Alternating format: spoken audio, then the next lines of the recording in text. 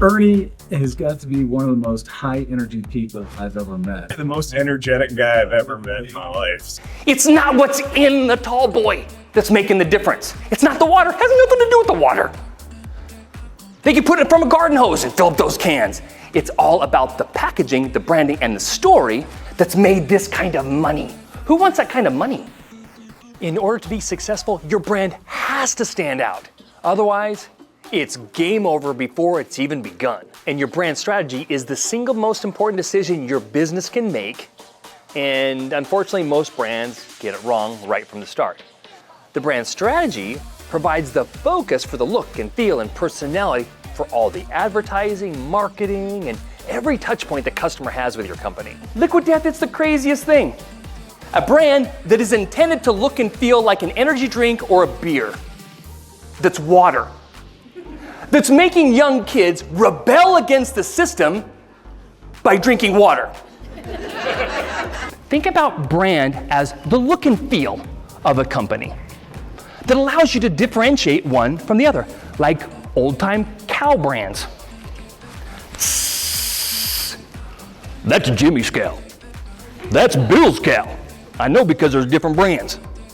Now, there's no meaning behind the difference until you know where the cows come from. What's the story? Let me tell you how branding works and why it works. Our brains are freaking lazy. They just want to mail it in because it takes so much energy to make decisions. Nobody likes convenience stores because here's the first thing they go, gas, buying gas. Nobody goes, it's Tuesday, gas day, I'm gonna go buy gas today. Woo!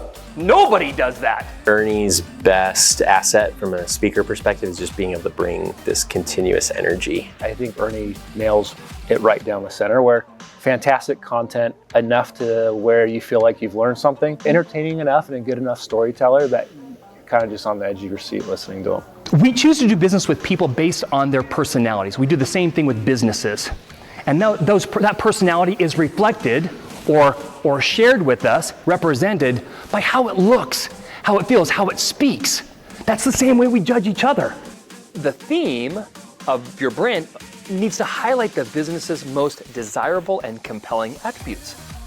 Unfortunately, most brands are skin deep. They start and stop with logos and colors and graphic design, but don't consider the lasting, penetrating value of the theme that drives their difference home and engages the hearts of their customers.